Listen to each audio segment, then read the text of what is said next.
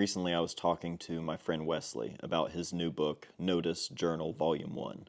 It's a different approach from Notice, his original book that this is sort of stemming from, and I wanted to talk to him a little bit about the process of it, and he started talking about this idea of meditation through photography, and instantly I said, all right, stop right there. We'll hop on a call and record this because I really wanted to share what we talked about here and just about his new book. So this is that conversation. I want to talk about the book, but also you mentioned the idea about using photography as a form of meditation, and that was like out of everything that we just briefly talked about in the text exchange, like that really stood out to me. The idea of photography as meditation, because it's something that lately I've noticed maybe the benefits of it, or I've noticed just how really helpful that is for me, and how I think sometimes I forget that when it's tied into like a job and income and things like that. It's easy to yeah, you kind of miss that aspect of it, you know. Yeah. Yeah, and I would even go a step further. I think my previous book, Notice, that was the first time I really used photography as, or discovered, I guess, the meditative aspects of photography, because this was during the pandemic when I was stuck in Vancouver and I couldn't work, I couldn't do anything really except for walk around, slow down, and notice little bits of beauty and wonder and humor in the abandoned streets. And so that became my meditation to keep me sane and anchored. And then this book, the new book, Notice Journal Volume 1, I took the meditation part and even was able to push it to, let's say, therapy. You know, not to say that it's a substitute for a proper, therapist, which I've also worked with, but it's gone further than meditation for me, making this body of work. I made this new body of work across the last 3 spring seasons, and in that time, I was just dealing with a lot of big life changes of various kinds, and photography this kind of photography, this kind of on the street, solo, meditative walks also became the way that I was processing those emotions and making sense of it all, and like rediscovering myself in a way. Yeah, so I was able to go from meditation to like even more of a therapeutic element to it, and then spring, because I photographed only during spring season for this book. Spring and inadvertently kind of became a metaphor for hope and renewal and positive change and rebirth almost. And so that's kind of like the underlying element of this book, of this work. For you, do you think going through those changes and those big just sort of life seasons, there are always ups and downs. Do you think for you, you're influenced in any way in terms of what you're drawn to shooting, or even maybe kind of stringing things together to over several different seasons and different ups and downs, throughout that time to sort of bring it all together? Is there anything for you that you were sort of looking for either while out photographing or in the editing process? Well, it's kind of an interesting question specifically for this book, because the editing process was completely different from my other books, because I shot this entire body of work on half frame. And so in the book, everything is presented as a diptych. So you'll see sometimes you'll see 1 diptych on a page, sometimes you see 2, sometimes even 3. The layout was done by Dan Rubin, our mutual good friend Dan Rubin, and so the editing, meaning the choosing of the photos, these photos just were shot right after each other. These photos were shot right after each other, so there wasn't as much influence that I had on the sequence in that sense, and that was intentional. My last book, one of my favorite parts about it was that during the editing process, after 123 days of nonstop walking and shooting, and I started doing these test prints and putting them out on the floor, and in that process I discovered some photos echoing into other photos. But in that case, the photos were taken weeks apart, months apart, different parts of Vancouver, and only subconsciously had I been matching, let's say, composition or certain elements. And once I put them all on the floor, it was almost like a that children's game of memory where you like need to look for that's kind of how the editing process of the last book was. And so the entire book was left page, right page pairings. And sometimes those were very obviously echoing to one another, and other times it was more subtle, which is also fun for me to be like, oh, I wonder if they're going to get this one. And I liked that pairing so much that I gave myself this extra limitation by shooting half frame. Everything had to be done in camera. And so there was no pairing after the fact. There was no like, oh, this one goes with this. No, it was just 70 days of shooting over 3 different years, and looking, or actually more like 90 days of shooting, and then looking at the diptychs, like what is on the negative together. There's no moving around. And I liked that because it took away some power from me. It gave some power to, to just letting it happen, which is not always easy for me to just let things happen, and I guess that's kind of, I'm realizing as I'm explaining this to you, it's kind of part of this process of this change, right? Of these like this rebirth, like getting to know yourself again or differently, and letting go of some of that control. So that was an intentional choice, but only just right now I realize how that relates to the life experience too.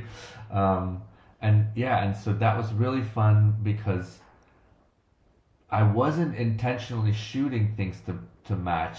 I was doing what I love most, which is walking around and just getting into a flow state with photography, not thinking, just feeling and experiencing and processing subconsciously all these changes and these emotions, and just shooting almost like, I don't want to say like in a trance because it's not like I'm walking around on mushrooms, but I'm not consciously being like, oh, now I should get this one because I just did this one, because also I'm not keeping track of the frames. I'm not looking at my camera and be like, is this the left of a negative? Or I wasn't. I was just focused on being in a flow state, which made it extra fun for me to then see the scans and be like, oh, there's a bunch of these echoing things happening, and it wasn't a conscious choice. It was maybe instinct, maybe intuition, but it wasn't like me making that decision consciously. And that for me was a really fun part of the process. That's such an interesting like connection. I know you and I have talked for years, and over the last few years, oftentimes when we're talking, we've talked about the life ups and downs and the heavy moments, and trying to navigate it the best you can, in real time. Mm-hmm. The OCD of wanting to have every bit of control so that you know what's coming. And I think you and I are very similar in a lot of ways of liking how we were able to be efficient with things, and we have a plan. And Mm-hmm.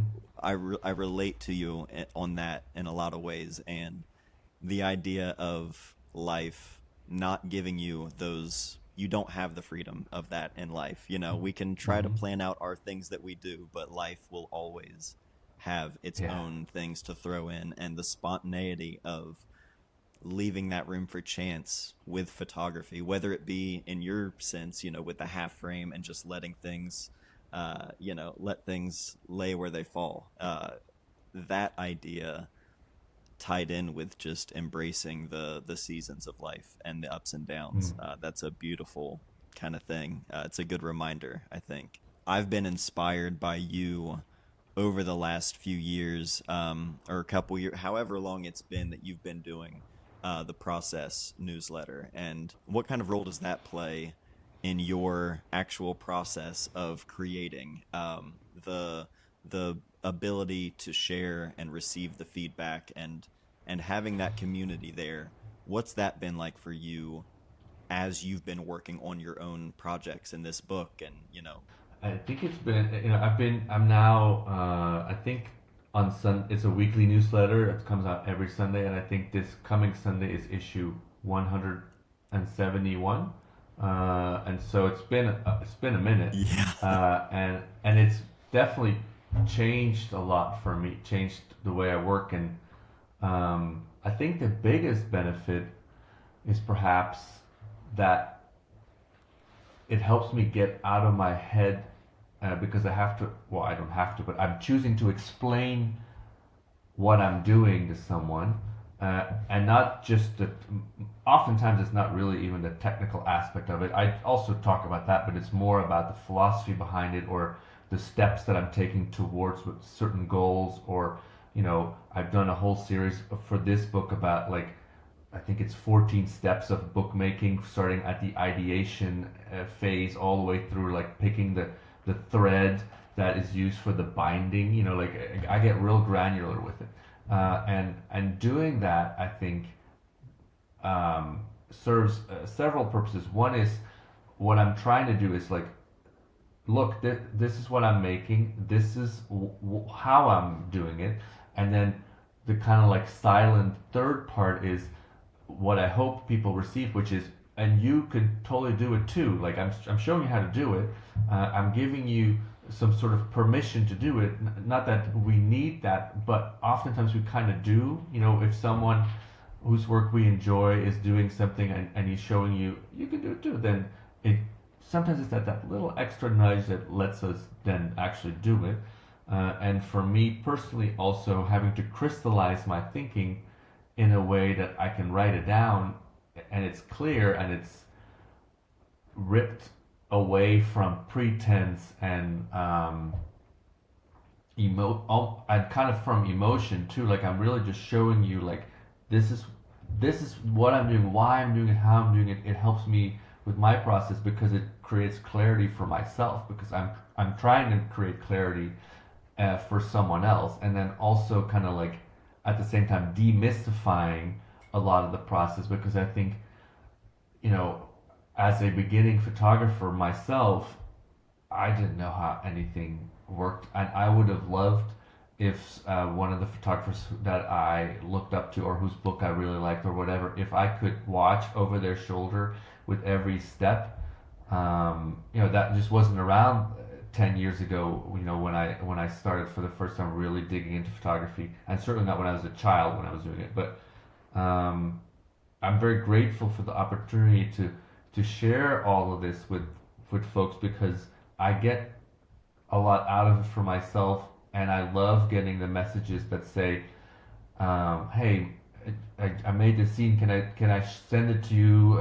It was very inspired by this and this, and you helped me with this issue," or whatever it might be. I'm always just so happy when someone kind of takes what I'm writing and uses it as a little kickstart for their own thing, because I want as many people as possible, to use photography as a way to process their feelings, make something that they're proud of, tell a story that they care about. What if it's a personal story or something from their community? If I can stimulate people to do that, then that's really all I need. I hope you're all enjoying this conversation so far. If you would like to support the channel, support what I'm doing, a great way to do that is by purchasing a copy of my book, Surveyor. I'll have a link down below to that, as well as a link to today's sponsor, Squarespace, which is also a part of how I'm able to self-publish and sell everything and ship everything myself. Squarespace has been a huge part of everything I do for over 10 years now. My website, mattdayphoto.com, it's been with Squarespace. I used that website for wedding photography and portrait photography. I would show my work there and have clients reach out and book their appointments. Nowadays, I use it for my online store, being able to self-publish, selling my own books, zines, prints, even sending out an email newsletter, just keeping everyone up to date on everything going on here. Everything I do, it's all through Squarespace, and it's incredibly easy to use. They have tons of different templates to choose from when you get started, and you can customize things however you'd like. Drag and drop customization, tons of third-party support, so everything you need is all in one place. You can start a free trial for yourself at squarespace.com, but when you're ready to launch your website, go to squarespace.com/mattday and use the code MattDay at checkout. That'll save you 10% off your first purchase of a website or a domain. So thank you again to Squarespace for sponsoring this video and supporting this channel. Now, let's get back to the conversation. How long has the copy of the book been in hand now that you've Oh, got it? literally half an hour. They just arrived. So I had a copy, one copy that was not yet bound. So it was a dummy, but the whole thing, everything was already in there. Cover was proper and everything. I had one of those copies that they made for me, especially to take to Paris Photo, which is a big fair in Paris. That was it last week or the week before? Last week, I think. And so I got to debut the book there, which was super cool. Thanks to my amazing printer, and then the binding took a little extra, so literally just came in, and yeah, it's very exciting to see it and like hold it, and I already knew it. I was there for the whole printing process because I'm super involved in like every element of the whole process, so I already knew it was going to be super nice, but to hold it in your hands with like the binding and everything, it's I'm very proud of it. I'm very happy, and I'm excited for people to see it. It's different than, your previous book. It's a different format. It's a whole different Mm-hmm. approach. How has that been for you to go in a different direction or just experiment with the format overall?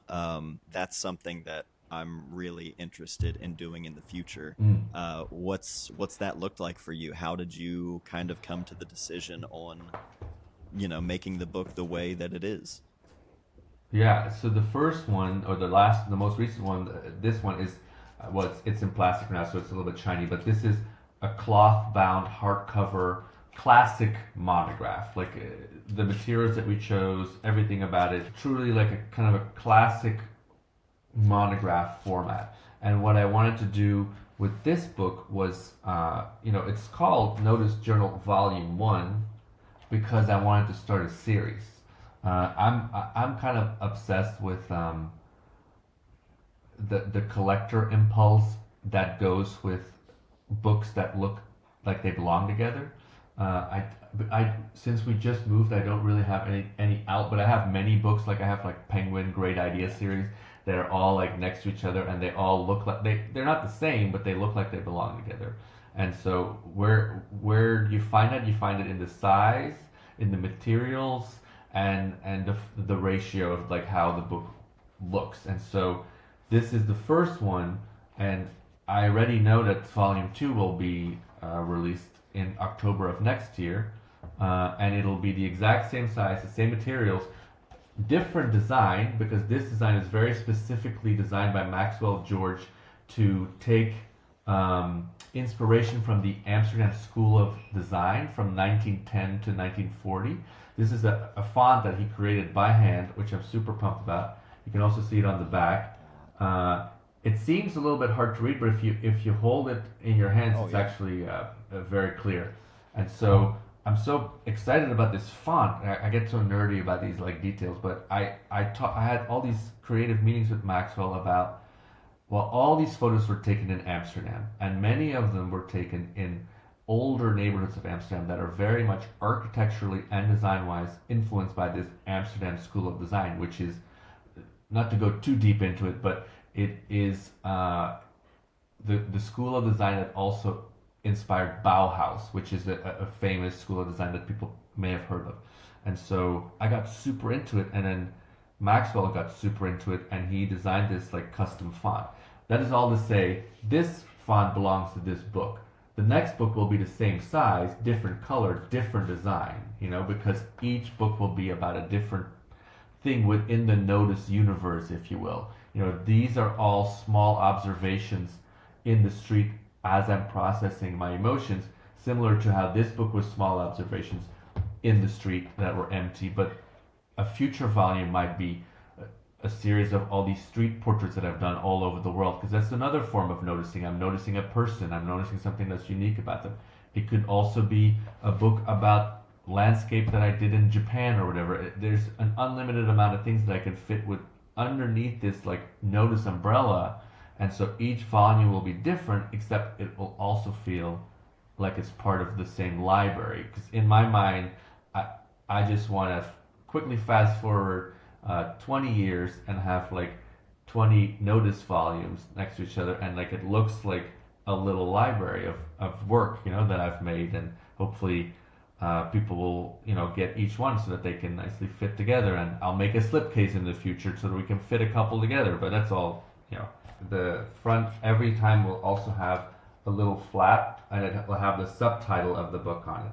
So got Notice Journal Volume 1, and the next one will say Volume 2, and then you got the subtitle on it, which will also, of course, always be different and speak to the theme,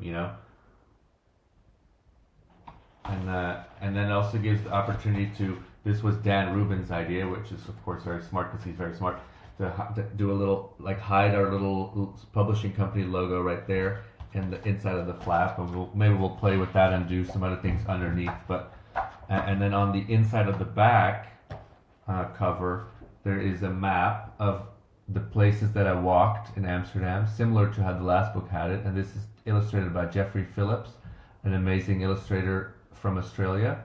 And I don't know if you can see this, but like it has a little mysterious like legend here, so that you can try to find some of these pictures in the book, and then you know where they were taken. But it's not described super clearly. It's a little bit mysterious, so it'd be like, I wonder which photo that is. If folks are interested in making their own zine or book or project, and they want to know all the steps that went into making this book, just go over to my newsletter, which you can find at Read Process, READ process.co, and just find a series. It's like 14 or 15 different issues of the newsletter that, step 1, step 2, step 3, and then you can use it as inspiration, or just to see like, okay, how did this guy do it? And maybe you do it differently, but it's always fun to kind of like see people's process. And that's also, of course, the name of the newsletter. Every time Wesley and I catch up on the phone, I come away feeling inspired, and I really hope you all got that same feeling from this one. I knew that I wanted to record it, and I'm glad I did, because it was helpful for me, and so that's the goal. I hope it was helpful for you. If you have any questions or thoughts of your own, you can leave them down below. I highly encourage you to check out Wesley's new book, Notice Journal Volume 1. I'll have a link down below. Check him out. Check out his newsletter, everything he does. All of his links and everything are down below. Great dude, great work, and I hope you enjoyed this one. So that's it for today. Love you all. Thank you so much for watching. I'll see you next time.